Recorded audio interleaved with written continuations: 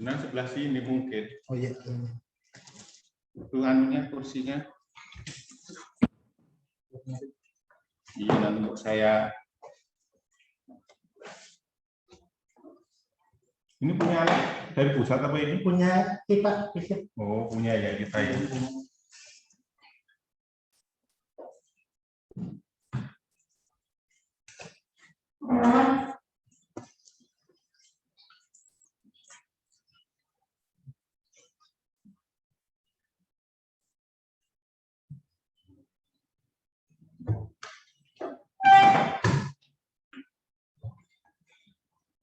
Sudah siap-siap. Cek satu. Cek. Cek satu. Apa pakai masker? Ini suaranya nggak jelas ya.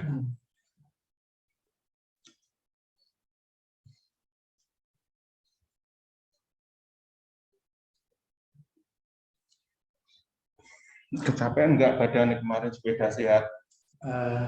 Lumayan. Apa ya? Biasa. Jarang sih. Kalau saya nyaman. Tapi tidurnya jadi enak loh, Pak. Dengan jarang itu sih. Memang harus Ini olahraga. udah masuk.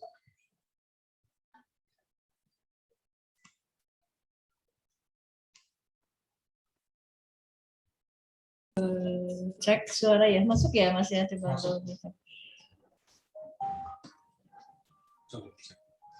Jadi jam pukul 10 di 10 ya. Geser sini. Ya, tidak. Ya gimana?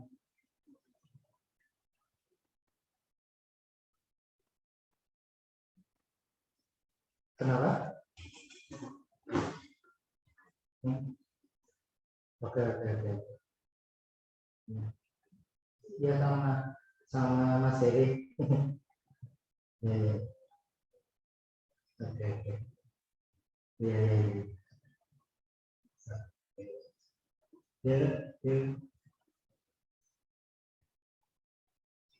Lampunya dinyalakan di atas. Nah, ya.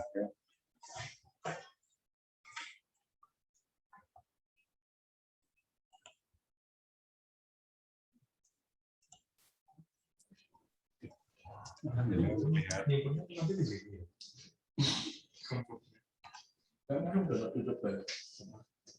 nanti kuliah gimana yang dijadikan sekali apa ya?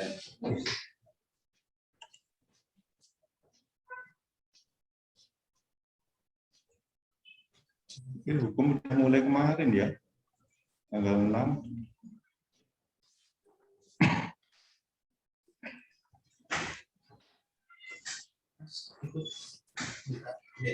Mana? Gimana? Lagu yang Mas Umiko. Kalau sekarang aja. Iya. Di grupnya. Ya, grup itu PKND. Nah, coba saya. Yang Indonesia Raya. Bukan. Yang negara tapi sama silakan kan lagu-lagu universitas. Tapi beda tes ya suaranya masuk ya. Gitu. Kalau lagi nyetel lagu? Iya. Oh gitu. Maksudnya mohon konfirmasi masuk ya. Oh. Udah langsung. Moderator, Bu. Ini close aja. Iya. Belum masuk kan ya? Saat iya. Kita ada seminar nasional lagi, Pak Zuhar. Boleh. Setahun sekali lah diagendakan.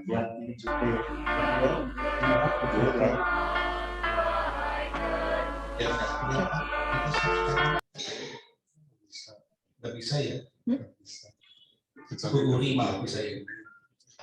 Kalau lagu malah nggak ini. Guri bisa tuh. Gandanya kan? Guri bisa. Bisa. Tadi bisa masukkan itu.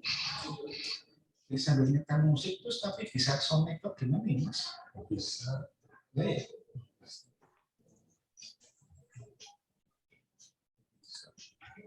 Oh, bisa. Bisa ini warnanya hilang semua ya. Iya, karena saya Maksudnya nanti kalau udah selesai gitu bisa disetelkan musik itu. Kan kayak lagu Indonesia ada ya kan? Suara segera. Suara. Ini kita ngomong.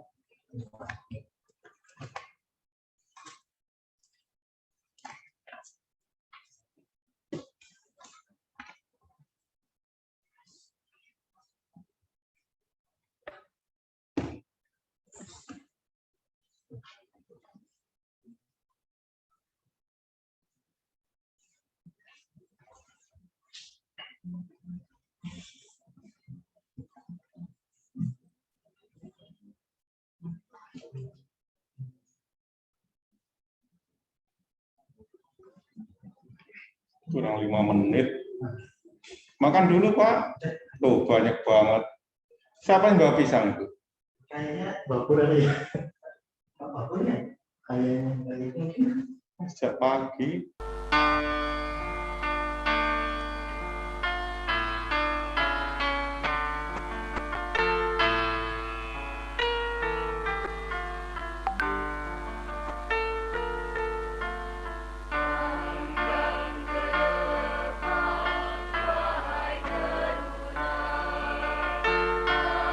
Yang muka itu benar nggak di sana?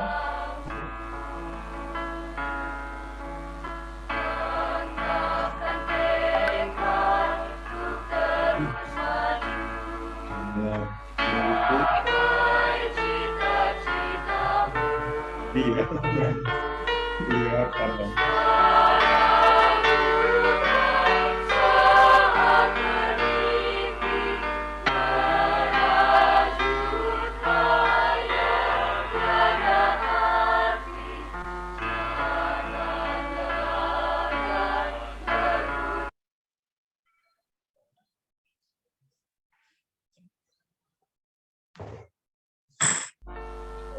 Dengan juga dengan bisa.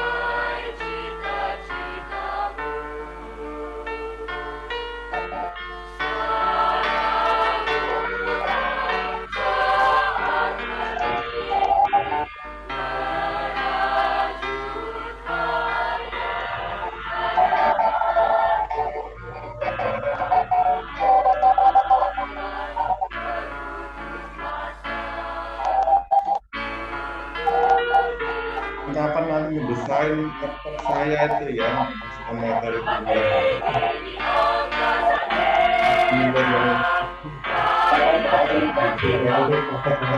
dia nggak apa.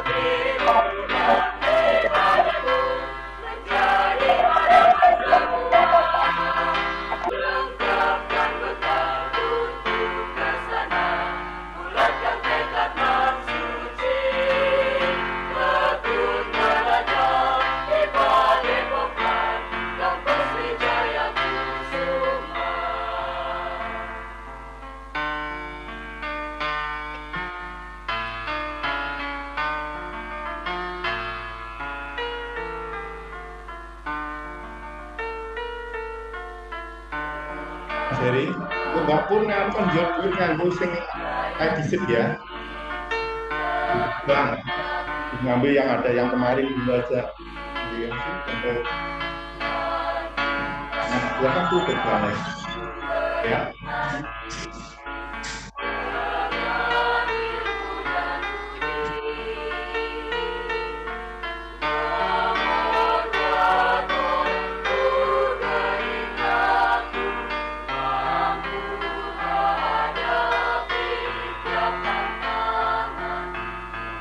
Aku menghadapnya ke sana dia.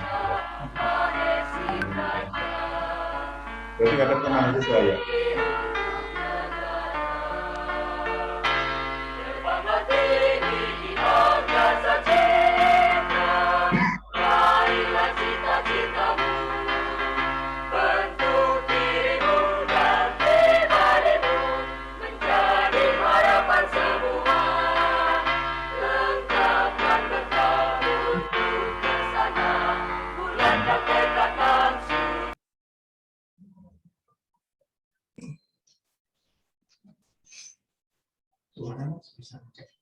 Bismillahirrahmanirrahim. Assalamualaikum warahmatullahi wabarakatuh. Waalaikumsalam warahmatullahi wabarakatuh. Selamat pagi, salam sejahtera untuk kita semua. Kami sampaikan selamat datang kepada seluruh mahasiswa baru Universitas Wijaya Kusuma Purwokerto gelombang 2 tahun akademik 2021-2022. Puji syukur pertama, mari kita panjatkan kehadirat Allah Subhanahu wa taala, Tuhan yang Maha Esa, karena atas kebesarannya sampai dengan saat ini kita masih diberi kenikmatan, terutama sekali nikmat sehat, sehingga pada hari ini kita dapat bertemu meskipun melalui media virtual. Beberapa saat yang lalu kita sudah bersama-sama mengikuti upacara penerimaan mahasiswa baru Universitas Wijaya Kusuma Purwokerto tahun akademik 2021-2022, dan sesaat lagi kita akan bersama-sama mengikuti kuliah umum yang diselenggarakan oleh Universitas Wijaya Kusuma Purwokerto dan akan disampaikan oleh yang terhormat Dr. Suryoto Esos MMMSI dengan tema Milenial dan Penguatan Demokrasi Indonesia. Saya Endang Sri Wahyuningsih, mohon izin untuk memandu jalannya kuliah umum pada pagi hari ini. Sebelumnya, kami akan menyapa terlebih dahulu yang terhormat Bapak Suryoto. Selamat pagi, Pak Suryoto. Selamat pagi, Bu Endang. Ya, semoga sehat selalu ya, Pak. Amin. Baik, kami mengaturkan terima kasih sudah bergabung bersama kami pada pagi hari ini. Pada kesempatan ini, kami juga menyampaikan terima kasih kepada yang terhormat Ketua Yayasan Wijaya Kusuma, beserta segenap jajarannya, yang terhormat Rektor Universitas Wijaya Kusuma, beserta jajarannya, dan segenap panitia penyelenggara yang telah mendukung kelancaran serangkaian acara pada pagi hari ini. Dan terima kasih kepada seluruh peserta kuliah umum yang sudah tergabung bersama kami melalui Zoom. Mohon untuk diperhatikan bahwa selama kuliah umum berlangsung, peserta dimohon untuk menonaktifkan mikrofon dan mengaktifkan fitur kamera. Selanjutnya, untuk menyingkat waktu, marilah kita buka bersama kuliah umum pada pagi hari ini. Bagi yang non-muslim, kami persilahkan menyesuaikan, dan bagi kaum muslim, mari kita melafal basmalah bersama. Bismillahirrahmanirrahim. Semoga kuliah umum pada pagi hari ini berjalan lancar sampai dengan selesai. Sebelum kuliah umum dimulai, mohon izin kami akan menyampaikan CV singkat pembicara kita terlebih dahulu. Yang terhormat Dr. Suryoto Esos MMMSI, beliau adalah dosen tetap di Fakultas Ilmu Sosial dan Politik Universitas Wijaya Kusuma Purwokerto mulai tahun 1999 sampai dengan sekarang. Dan saat ini beliau juga menjabat sebagai dekan di Fakultas Ilmu Sosial dan Politik Universitas Wijaya Kusuma Purwokerto. Riwayat pendidikan S1 Ilmu Administrasi Negara, FISIP Universitas Wijaya Kusuma Purwokerto, lulus tahun 1998. Kemudian S2 Magister Manajemen Universitas Jenderal Sudirman Purwokerto, lulus tahun 2000. Kemudian S2 Ilmu Administrasi Publik Unisri Surakarta, lulus tahun 2008, dan gelar doktor diperoleh di Ilmu Ekonomi Universitas Padjadjaran Bandung, lulus tahun 2008. Demikian CV singkat beliau yang dapat kami sampaikan. Selanjutnya, mari kita ikuti bersama kuliah umum dengan tema Milenial dan Penguatan Demokrasi Indonesia. Yang terhormat Bapak Suryoto, kami persilahkan. Siap, terima kasih. Baiklah, Assalamualaikum warahmatullahi wabarakatuh.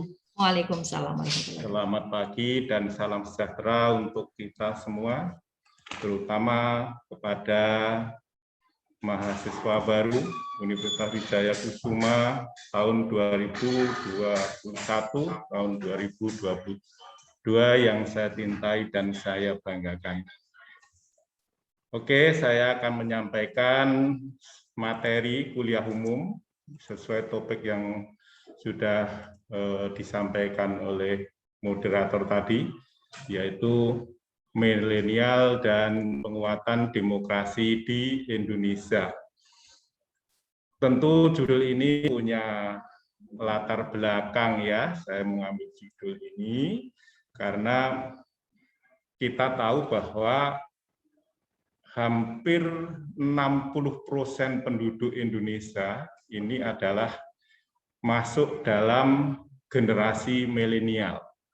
Ya, sehingga keberadaan generasi milenial ini tentunya sangat dominan di masa-masa yang akan datang.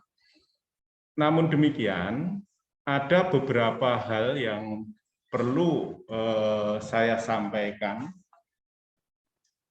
Proses demokrasi di Indonesia itu akhir-akhir ini seakan-akan banyak kemerosotan atau banyak mengalami cacat ya secara demokrasi. Kalau kita runtut bahwa kata demokrasi itu berasal dari bahasa Yunani, yaitu dari demos yang berarti rakyat, dan kratos artinya kekuasaan. Jadi konsep dasar dari demokrasi ini adalah secara gramatikal itu rakyat yang berkuasa. Ya, rakyat yang berkuasa. Nah, ketika rakyat yang berkuasa, maka di situ tentunya kekuasaan itu muncul dari rakyat, gitu ya, melalui proses yang begitu panjang, mungkin melalui prosedur, melalui pemilihan, melalui legalitas yang sudah diatur oleh negara. Kemudian pendapatnya Sidney Fogg itu mengatakan demokrasi itu merupakan bentuk pemerintahan di mana keputusan penting pemerintahan yang didasarkan pada suatu kesepakatan mayoritas yang tercipta dari suara rakyat. Nah, suara rakyat ini tadi dikatakan bahwa proses demokrasi itu di Indonesia sekarang mulai banyak cemoohan atau banyak mengalami cacat. Karena suara rakyat yang sebetulnya penentu pilihan yang akan duduk di perwakilan sana, DPR tentunya, MPR, dan sebagainya, itu betul-betul hati nurani rakyat. Tapi yang terjadi sekarang sudah banyak dipolitisir. Nah, dipolitisir ini akhirnya menjadi perolehan yang putusan rakyat pilihan itu menjadi tidak optimal, ya, tidak optimal. Pilihan-pilihan yang sudah ditentukan ternyata diciderai hal-hal yang kurang baik. Nah, di sini banyak sekali hal-hal yang terbelenggu oleh beberapa pernyataan, terutama kita misalkan mengambil dari teorinya si Lord Acton, ya, Lord Acton itu mengatakan bahwa seseorang ketika sudah mempunyai kekuasaan itu tentunya jangan sampai berlebihan. Kalau sampai berlebihan, maka dia akan tidak sadar atau tidak menyadari dengan apa yang dia lakukan, karena kekuasaannya itu semakin luas. Nah, dengan kondisi-kondisi seperti ini, diharapkan nanti kaum milenial ini dalam rangka menguatkan atau memberikan kontribusi besar dalam demokrasi di Indonesia yang semakin sehat, karena tadi ada suatu peluang besar, ada suatu kesempatan. Generasi milenial ini adalah keberadaannya dominan, ya, sehingga dia nanti akan mempunyai kemampuan ya untuk memberikan kontribusi besar terhadap perubahan demokrasi yang ideal. Kita memang kadang-kadang terbelenggu itu seperti tadi yang dikatakan oleh Aristoteles, ya, itu mengatakan bahwa manusia itu sebagai homo politicum, artinya manusia itu selalu ingin berkuasa. Ya. Manusia mempunyai keinginan yang terus-menerus ingin berkuasa. Nah, kekuasaan inilah nanti kaum milenial ini seakan-akan sudah tidak simpati terhadap proses demokrasi. Nah, sehingga diharapkan nanti ketika para wakil-wakil rakyat yang notabene ingin berkuasa dan seterusnya itu menjadi tantangan bagi kaum milenial. Ya, beberapa hal yang perlu kita ketahui, memang kondisi sekarang ini sudah banyak kelemahan-kelemahan yang terjadi. Ya, misalkan kaum milenial itu dengan melakukan survei terhadap 100 responden itu mengatakan bahwa dari 44% itu menganggap bahwa ada politisasi agama. Itu yang 45%. Politisasi agama. Kemudian yang kedua itu disebabkan karena hoax. Ya, hoax itu mencapai 22%. Kemudian ada tingkat korupsi di negeri ini, ya, yang mencapai hampir 17%. Kemudian ada radikalisme, itu juga cukup besar, ada sampai 11%. Kekuatan penguasa itu 1%, sementara yang 3% itu berasal dari hal-hal lain yang di luar survei tersebut. Nah, kenapa agama itu menjadi isu sentral dalam perpolitikan di negeri kita? Agama dimanfaatkan oleh para politikus untuk menentukan, untuk mencapai sebagai alat ya untuk mencapai kepentingan mereka. Itu paling dominan. Ya. Kemudian tanggapan kaum milenial, ancaman terhadap demokrasi di Indonesia itu ada beberapa hal selain tadi yang saya katakan, yaitu ada politisasi tentang agama yang paling dominan di negeri ini. Yang kedua, ada literasi di Indonesia itu sangat ironis, ya, sangat ironis. Karena posisi Indonesia dari segi literasi pada peringkat 60, ya, peringkat 60 dari 61 negara. Ya, dari 61 negara. Nah, ini kan sangat memprihatinkan ya, minat baca tulis ya warga negara kita itu. Kemudian ancaman berikutnya adalah minat baca warga negara kita, warga negara Indonesia ini hanya 1% ya, 1% dari 100 orang.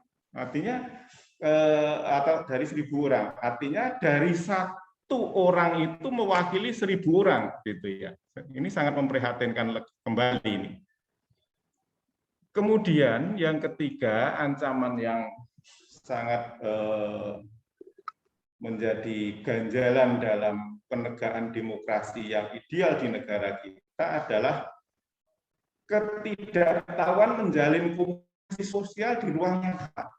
Ketidaktahuan komunikasi sosial di ruang nyata di warga negara kita, karena terbelenggu oleh tradisi komunikasi di dunia maya.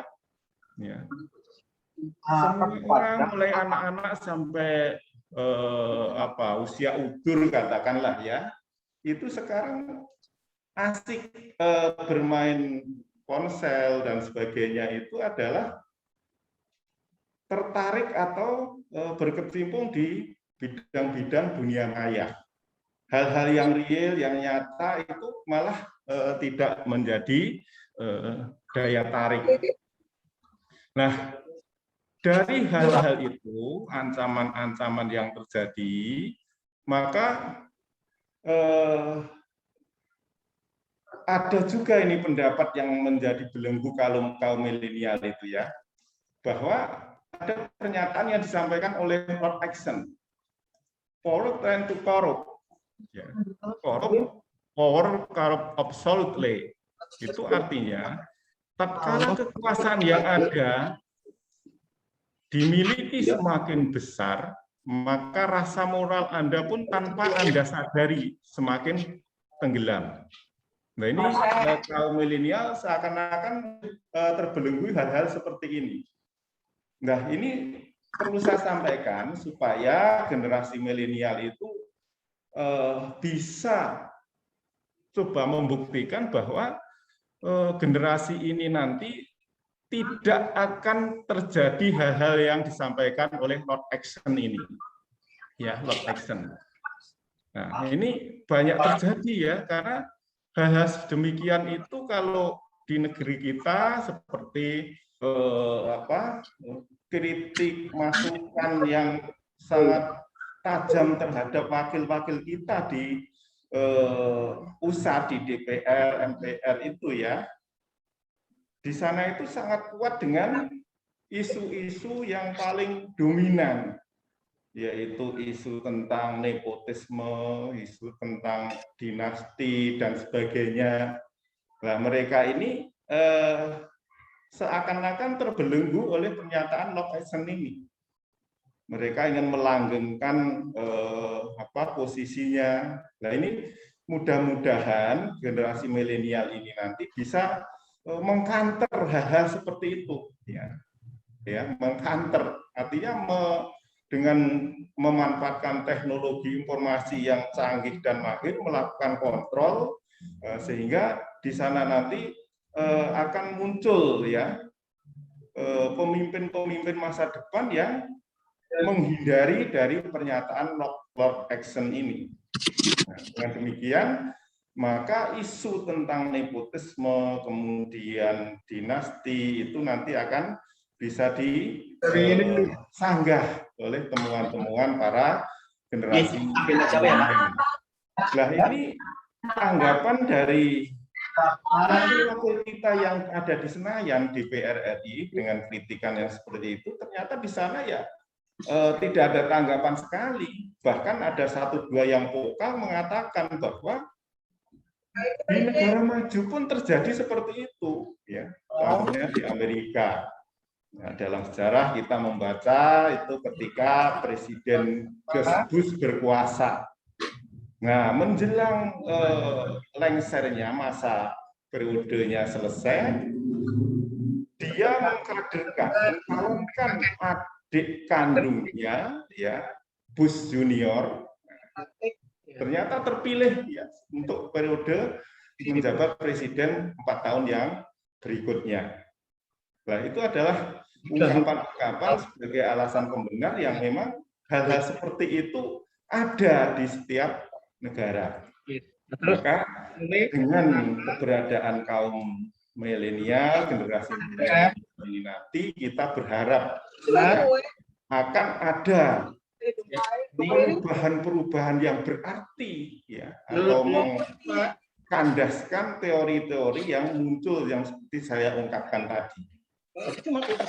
Karena mereka ini nanti punya peluang, jangan berubah sekarang ini ya, organ-organ kita di dalam tubuh kita itu sudah mengalami perubahan, ya, lebih banyak mendengar daripada merenung ya. Jadi di sana otak itu sudah berubah menjadi telinga, kemudian kepala berubah menjadi dengkul ya. Nah, itulah ya yang isu-isu yang terjadi saat ini sedemikian hebatnya harus transformasi informasi sehingga kita itu dibawa ya kepada hal-hal yang tidak normal begitu. Kemudian harapan besar kita, peluang kita tadi, ya, peluang kita untuk generasi milenial nanti bisa memberikan kontribusi terhadap perubahan demokrasi yang menuju demokrasi ideal, Artinya betul-betul pilihan-pilihan dalam proses demokrasi yang akan menduduki kekuasaan baik dari pusat maupun daerah itu betul-betul merupakan pilihan dari hati nurani rakyat. Ya, seperti sekarang misalkan kita sudah sebagian fakultas di Universitas Jayakusuma ini bekerja sama dengan Bawaslu nasional tingkat pusat maupun di kabupaten. Nah, itu menyerukan setiap event-event tertentu ada kerjasama di bidang penyuluhan, yaitu tujuannya untuk meminimalisir money politik. Ya, money politik. Kita tahu teman-teman kita, warga negara kita yang ada di daerah-daerah tertentu yang dengan hidup yang serba kekurangan, ya, ketika terjadi proses demokrasi pemilihan, lah itu dia itu merasa nyaman, merasa senang dengan memperoleh imbalan Rp50.000 ya, diarahkan untuk memilih calon ya calon tertentu. Nah, sehingga ketika dia terpilih pun akhirnya ya tidak mewakili dari aspirasi yang memilihnya. Nah, ini yang terjadi di wilayah kita masih seperti ini.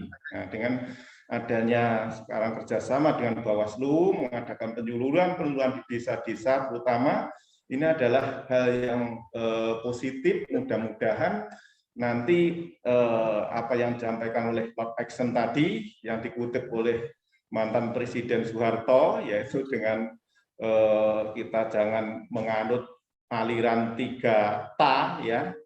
Ta itu adalah tahta, ta pertama tahta, ta kedua itu harta, ta ketiga adalah wanita. Ya, ketika waktu itu Presiden Soeharto melantik gubernur di Papua, ya. Nah, mudah-mudahan mereka-mereka yang punya ambisi untuk memperoleh kekuasaan terhindar dari praktek-praktek money politik. Karena adanya kemampuan dari generasi milenial tadi yang keberadaannya itu dominan, pertama, kedua mempunyai kemampuan teknologi yang mahir di bidang apa saja, kemudian ketiga generasi milenial itu mempunyai ya diharapkan sebagai engine of change, ya, sebagai agen perubahan di segala sendi kehidupan. Karena mahir di bidang teknologi, kemudian dia mengaplikasikan, menyuarakan di media sosial hal-hal yang baik, dan seluruh warga negara kita itu bisa membaca dan menyebarluaskan sebagai kontrol atau pengawasan, ya, sehingga ke depan pelaksanaan demokrasi di negara kita itu akan semakin lebih baik. Nah, tentunya tadi yang membelenggu dalam benak para kaum milenial itu yang sekarang ini ya masih banyak yang tidak tertarik ya dalam pembicaraan tentang demokrasi, tentang politik. Karena mereka ini beranggapan bahwa untuk dikirim ke orang proses demokrasi, proses politik itu dianggap sebagai apa ya, sebagai wadah atau tempat di mana masyarakat kita, pemuka-pemuka masyarakat yang ada di Indonesia itu dianggap sebagai apa ya, ajang untuk perebutan kekuasaan, ajang untuk memperoleh jabatan, ini tuh sendiri, ajang untuk memperoleh materi. Kan nanti yang mau dikirimkan. Kemudian ajang untuk melanggengkan kekuasaannya. Nah, ini banyak contoh ini ya yang terjadi, misalkan terakhir-akhir ini Bupati Probolinggo lah ya. Nah, itu suami istri bisa menjabat bupati selama 23 tahun. Nah, hebat sekali ya. Karena yang pertama tahun 2003 sang suami Hasan Aminuddin, ya, kalau tidak salah Hasan Aminuddin dari Partai Persatuan Pembangunan. Dia adalah tokoh agama, ya, yang punya pengaruh besar di seantero pelosok Kabupaten Probolinggo, mencalonkan diri sebagai bupati. Nah, terpilih periode pertama, kemudian periode kedua berusaha sedemikian rupa memanfaatkan dari segi kekuatan formal maupun informal, ya. Dia terpilih kembali periode kedua sampai dari 2008 ke 2013. 10 tahun pertama, kedua, 2 periode.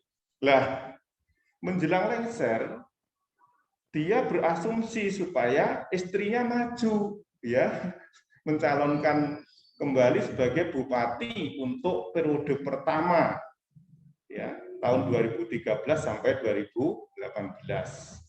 Karena pengaruh sang suami dengan memanfaatkan faktor formal maupun informalnya, terpilih,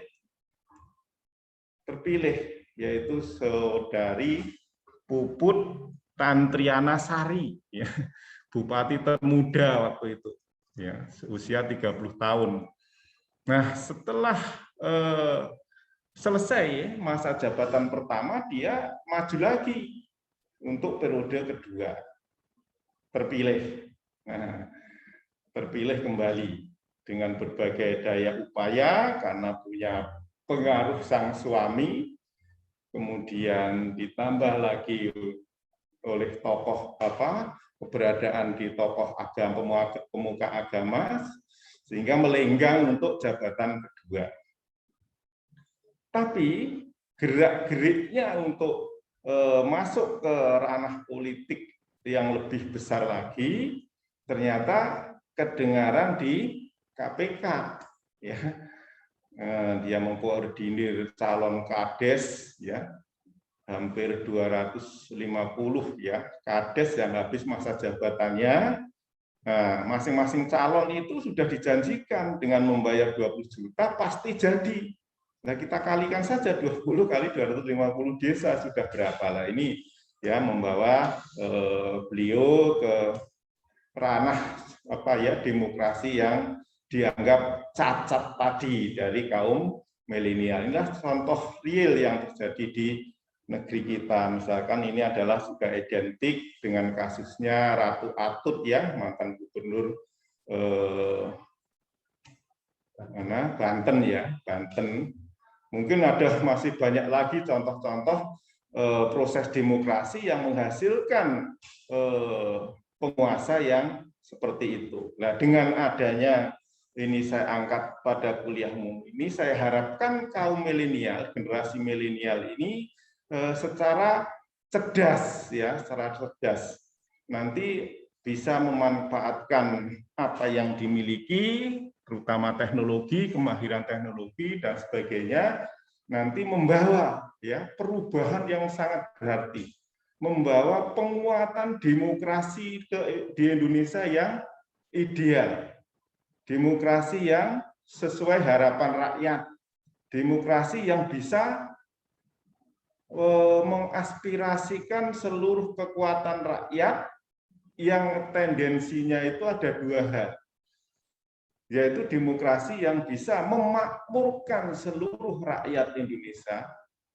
Kemudian demokrasi itu merupakan suatu hasil pikir ketangkasan kita menangkap situasi kondisi yang tumbuh berkembang secara dinamis, ya, bisa mengantisipasi perubahan-perubahan yang begitu cepat sekarang ini.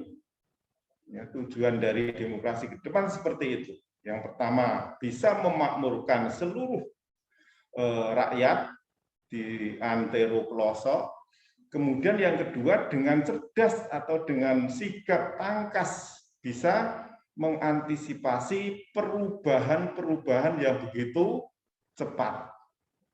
Ya, perubahan itu tidak hanya terjadi di lingkungan regional, lingkungan lokal, lingkungan nasional, termasuk di lingkungan internasional.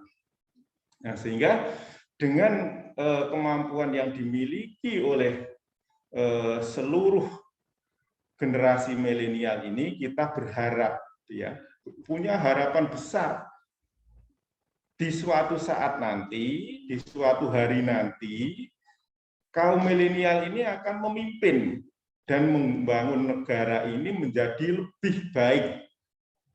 Sehingga dengan adanya kesadaran yang tinggi dari generasi milenial ini untuk membangun masa depan bangsa dan negara ini ke arah yang dicita-citakan oleh para pendiri negara ini. Kita berharap bahwa proses demokrasi yang tadi sudah ada beberapa kevakuman, ada beberapa cacat, ada beberapa kemunduran, ya, itu mudah-mudahan ke depan nanti dengan adanya pengawasan yang begitu ketat, pengawasan yang begitu dominan, sehingga para penguasa, para pelaku politik ini nanti bisa melakukan introspeksi, ya, introspeksi, bisa mewawas diri supaya tidak terjadi proses demokrasi yang cacat dari segi moral, dari segi hukum.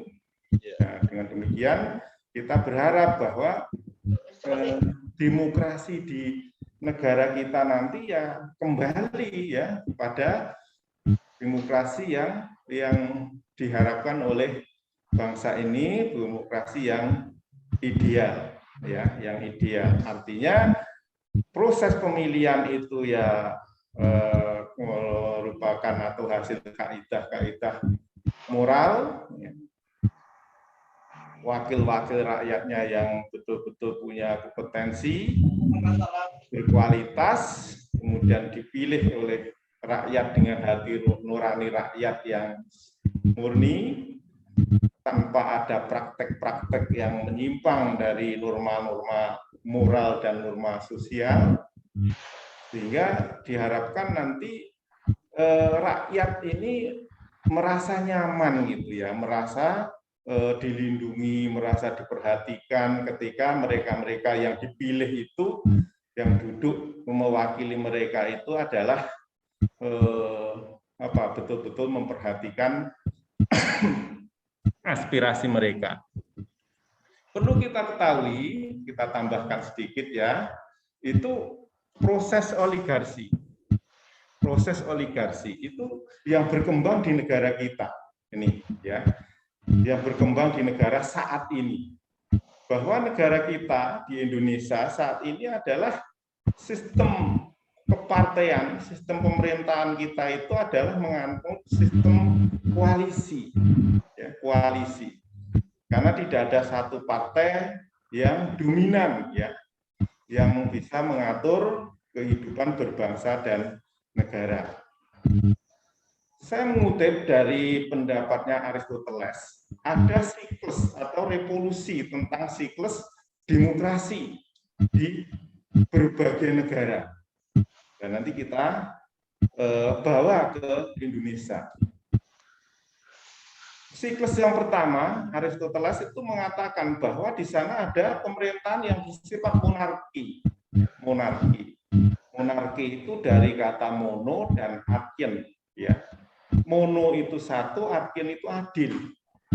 Berarti suatu bentuk pemerintahan yang dipimpin oleh seseorang, tapi adil bijaksana, ya, adil bijaksana. Ini yang diidam-idamkan oleh suatu komunitas, suatu rakyat atau publik, ya. Nah, suatu saat itu mengalami pergeseran.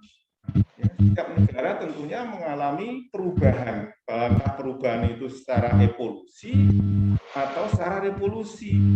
Evolusi berarti perubahan ke sistem ketatanegaraan itu berjalan secara lambat, ya, lambat sekali, itu evolusi.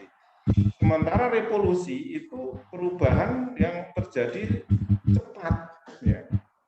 monarki mungkin bisa siklusnya bergeser pada sistem pemerintahan yang tirani. Tirani itu adalah suatu bentuk pemerintahan yang bersifat absolut, ya, absolut, lalim. Pemimpin negara yang a priori hanya mementingkan diri sendiri, keluarga, dan kolega, sehingga masyarakat umum dianggap sebagai alat semuanya. Nah, itu pun juga mengalami proses perubahan, entah cepat, entah lambat. Kemudian bergeser ke sistem yang aristokrasi. Aristokrasi itu dari kata aristoi. Aristoi itu ada pilihan. Artinya suatu negara yang dipimpin oleh penguasa dengan proses pemilihan, proses demokrasi ini yang diharapkan. Ya, jadi pilihan ini diharapkan sesuai dengan norma-norma yang berlaku, yang dikehendaki oleh rakyatnya. Kemudian ini bergeser, ya, tidak selamanya suatu negara itu sistemnya aristokrasi. Ada oligarki, ini juga menjadi sorotan dari kaum milenial, ya. Oligarki, ya. Dipilih itu bukan karena kebaikannya, ya, karena punya basis massa, punya pemilih, ya. Sekarang ini mewarnai ini, ya, yang jadi sorotan kaum milenial di negeri kita ini, bahwa oligarki itu mengembang di negeri ini. Artinya seorang pemimpin itu nanti akan dipilih melalui perwakilan-wakilan hanya sebagian kecil dari partai. Sebagian kecil partai. Mungkin pengurus atau petinggi partai berkumpul. Ya, masing-masing partai berkumpul, kemudian mendukung salah satu penguasa. Nah, saya sebut sebagian kecil dari partai karena belum tentu, ya, anggota partai yang di pinggiran sana, yang di bawah sana itu mendengar apa yang disampaikan oleh wakilnya. Nah, kalau mereka para sebagian kecil parpol itu sudah berkumpul, partai-partai berkumpul mendukung penguasa yang ada, apapun keputusannya pasti menang, gitu ya, pasti menang. Baik musyawarah pun menang karena sudah mayoritas partai yang berkuasa mendukung, apalagi melalui voting, ya, pemilihan pasti menangnya, gitu ya. Nah, ini oligarki yang sekarang berkembang terjadi di negara kita. Ya. Ini sorotan yang paling tajam dari generasi milenial. Nah, ini pun nanti akan bergeser mengalami revolusi ke arah demokrasi. Nah, ini yang diharapkan. Demokrasi, demos rakyat, kratos kekuasaan, artinya kekuasaan rakyat. Para penguasa, para pemimpin kita nanti baik di tingkat nasional maupun regional, lokal, itu betul-betul pilihan rakyat yang dipilih dari rakyat, oleh rakyat, dan untuk rakyat. Ini yang kita harapkan demokrasi. Demokrasi pun tidak berhenti dalam sistem ketatanegaraan. Bergeser ke mobokrasi atau mob, ya. Mob itu adalah massa yang liar. Kalau zaman lengsernya Pak Soeharto dulu disebut people power, ya, people power. Artinya rakyat dengan segala kekuasaan, semua rakyat turun ke jalan, ya, untuk menyampaikan aspirasi tuntutannya kepada penguasa, ya, kepada penguasa. Nah, demokrasi ini satu-satunya pengadilan yang secara informal, gitu ya. Artinya secara formal susah, gitu, karena sudah menyampaikan aspirasi melalui wakil-wakilnya, itu tidak ditanggapi, diabaikan begitu saja, sehingga mereka itu, wah, lebih baik kita bergerak bersama-sama seluruh komponen anak bangsa bersatu turun ke jalan menyampaikan aspirasi, karena melalui wakil-wakilnya di sana tersumbat gitu ya, tidak ditanggapi. Nah, ini adalah gambaran bagaimana siklus yang terjadi seperti materi yang saya sampaikan di hangout itu, bahwa kaum milenial ini menyoroti bahwa proses demokrasi di Indonesia itu sekarang masuk tatanan pada oligarki. Nah, ini gambarannya, revolusinya, arus perubahannya adalah seperti itu. Monarki, tirani, aristokrasi, oligarki, demokrasi maupun oligarki. Nah, teori ini mudah-mudahan menjadi pemahaman bagi kita bahwa proses demokrasi di Indonesia khususnya itu nanti bisa mencapai pada demokrasi yang ideal, ya, demokrasi yang ideal. Ini tentu ada banyak dukungan dari seluruh komponen anak bangsa. Ada komitmen bersama, ya, untuk merubah sistem demokrasi yang diharapkan oleh seluruh rakyat di Indonesia. Siapa lagi kalau bukan kita semua? Saya harapkan adik-adik nanti bisa belajar ini ya, demokrasi ini, bisa menyuarakan aspirasinya, bisa melakukan polling atau melakukan kontrol, pengawasan terhadap proses demokrasi di Indonesia. Saya yakin Anda bisa, semangat ya, semangat untuk menata negeri ini ke masa depan yang lebih baik.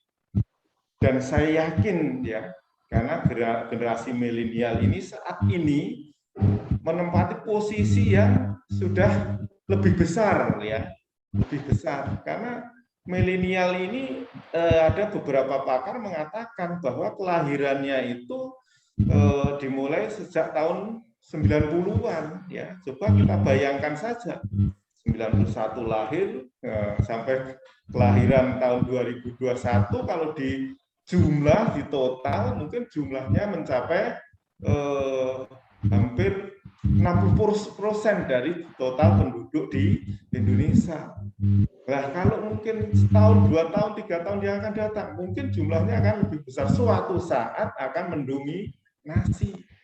Nah, setelah dominan menjadi kekuatan. Nah, kekuatan inilah nantinya bisa menyampaikan opini, ya, membentuk opinium publik atau opini publik untuk menyampaikan aspirasi, merumuskan kebijakan, kemudian mengagregasikan, menyalurkan, menyampaikan kepada penguasa. Ya, itulah yang baik, itu yang sesuai dengan keinginan rakyat, kehendak rakyat. Karena ke depan jelas milenial, generasi milenial ini adalah punya power yang hebat, yang kuat sekali. Nah, kekuatan power yang kuat ini tentunya harus diimbangi dengan berbagai macam perangkat yang ada di masing-masing pelosok wilayah, lewat media sosial misalkan, membentuk opini ya, tapi jangan membentuk hoax ya, tapi opini publik yang bersifat membangun gitu ya. Ini dengan demikian diharapkan sesuai dengan tema tadi akan tercapai ya peran milenial dalam penguatan demokrasi di Indonesia. Ini yang kita harapkan, karena siapa lagi, karena generasi-generasi yang konvensional ya, yang tradisional sudah mulai terkikis ya, sudah mulai habis dibawa oleh waktu usia. Nah, Anda-andalah, adik-adik inilah nanti yang akan menggantikan dengan kekuatan tadi ya, punya power yang besar di bidang teknologi, punya kemahiran di berbagai teknologi ya, kemudian sebagai engine of change ya, agen-agen perubahan semua sendi kehidupan. Nah, kita harapkan tadi jangan dinina-bubukan, jangan ada kekhawatiran yang saya sebutkan tadi. Manusia adalah sebagai homo politician, ya, selalu haus dengan kekuasaan. Isu tentang nepotisme, isu tentang dinasti ini jangan terbelenggu ke situ, sehingga diharapkan milenial ini bisa mengkanter, ya, mengkanter hal-hal seperti itu. Artinya dengan kekuasaan yang lama akan cenderung membawa alam tidak sadar, ya, tenggelam dalam kekuasaan dan sebagainya. Coba kita patahkan nanti, itu tidak benar gitu, ya.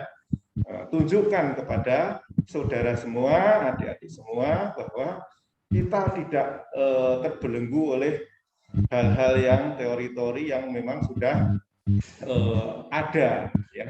Kalau memang begitu, ya saya nanti ikut demokrasi, proses pemilihan dan sebagainya. Kalau jadi penguasa seperti itu bagaimana? Nah, ini, ya, itu kita buang jauh-jauh, ya. Kita mari kita adakan perubahan dengan memanfaatkan apa yang kita bisa, apa yang kita memiliki, terutama teknologi yang kita kuasai. Jangan sampai disalahgunakan, ya, kekuatan teknologi dan bonus demografi yang dimiliki oleh negara kita, ya. Jadi bonus demografi itu jangan sampai disalahgunakan.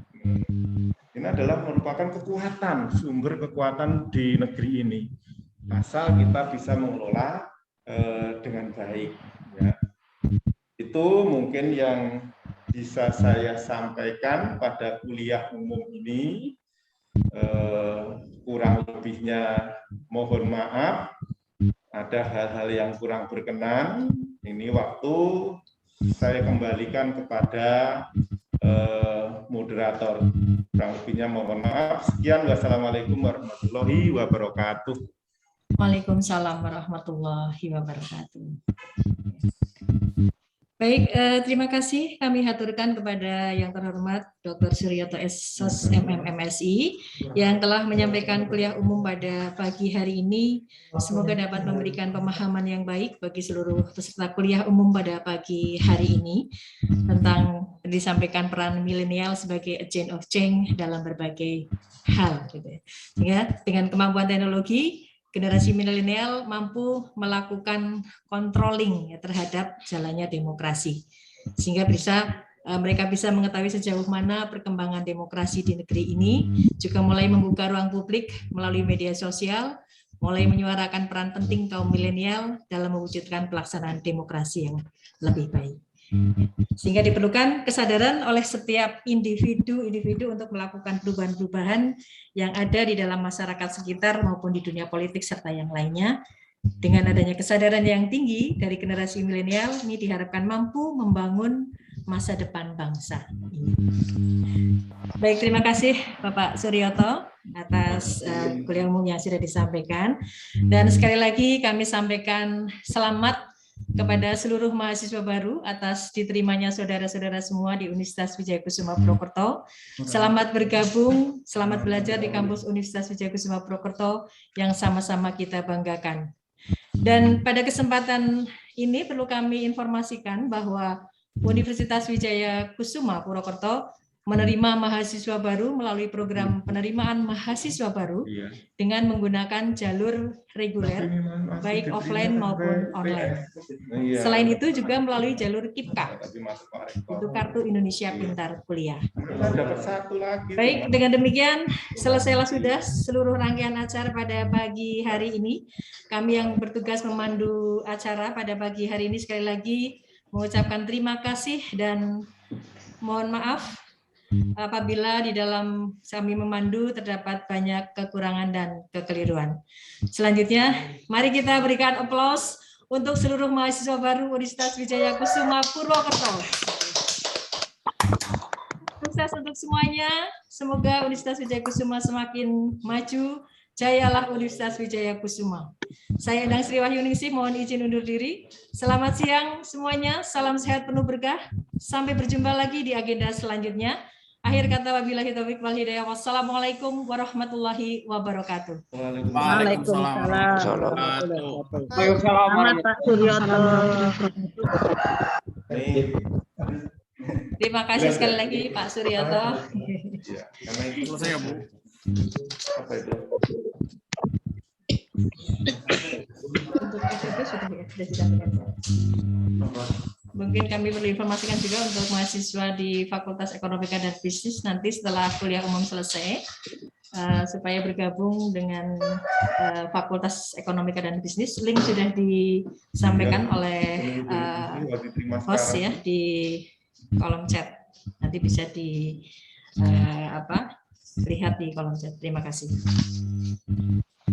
Izin bertanya Bu, ini yang anak hukum udah selesai kuliahnya ya Bu? Ya, Yang anak hukum udah selesai kuliahnya? Fakultas Hukum sampai dengan saat ini belum ada informasi. Jadi setelah kuliah umum selesai mungkin sudah tidak ada agenda lagi. Untuk yang Fakultas Ekonomika dan Baik, Bisnis terima sudah kasih. di-share link Zoom untuk bergabung di Fakultas Ekonomika dan Bisnis. Terima kasih. Ya. Jadi saya isi kepriwe sih ya. Lagunya bisa di-share. Jam 13 Pak. Enggak, ini Zoom untuk kebijakan Kampus Merdeka Treasure Study, pelacakan alumni setiap tahunnya. Untuk kebutuhan tersebut kami mengundang Bapak Ibu Bapak Negara Wibunda dengan tim Komisi Manajemen Treasure Study.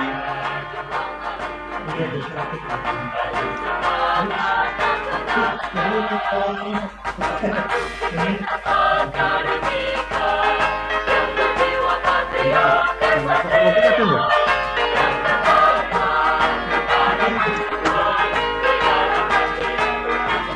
Pak Suryoto. Silakan jenengan, Pak. Dia nggak bisa apa-apa.